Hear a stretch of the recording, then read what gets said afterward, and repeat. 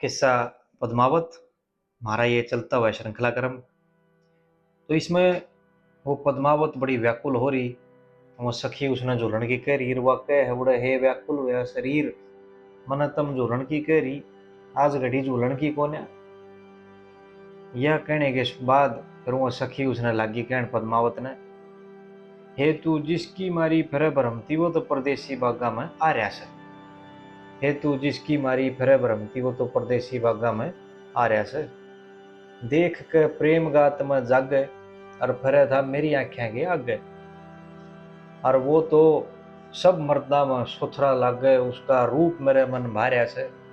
तू जिसकी मारी फिर भरमती वो तो परदेसी बागा में आ रहा से। गया मेरी तरफ न लखा, मैं ना रही तने झूठ बका। और न्यू मत सोच करे से रख्या, वो तो मने तेरे तो भी बत्ती प्यारा से।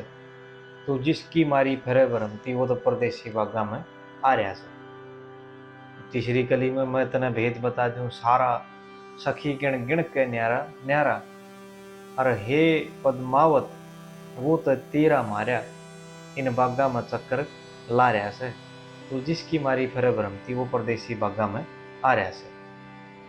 साची कहे बिना ना सरता, वो तो हांडे से दुख भरता।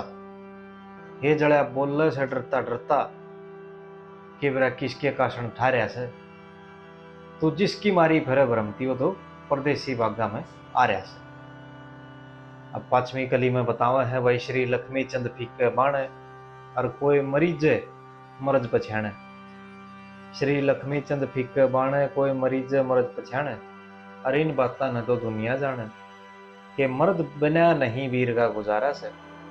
तू तो जिसकी मारी फिर भरमती वो परदेसी बागा में आ रहा से। अब ये बीच में 5-7 बात ऐसी आई है जिनने सुन के गुण के यहाँ ही इशारा जाहक भाई कुछ प्रेम प्रसंग की ही बात है, पद्मावत की और रणबीर सेन की।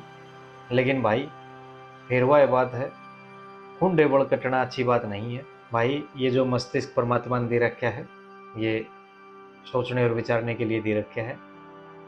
कहाँ इशारा है, क्या कह रखा है, खुद ना समझ में आवे तो किसी गुणी या किसी गुरु के पास बैठ कर इसको समझने का प्रयास करें। जुड़ने के लिए आप सबका एक बार फिर आभार। राम राम, सत श्री अकाल।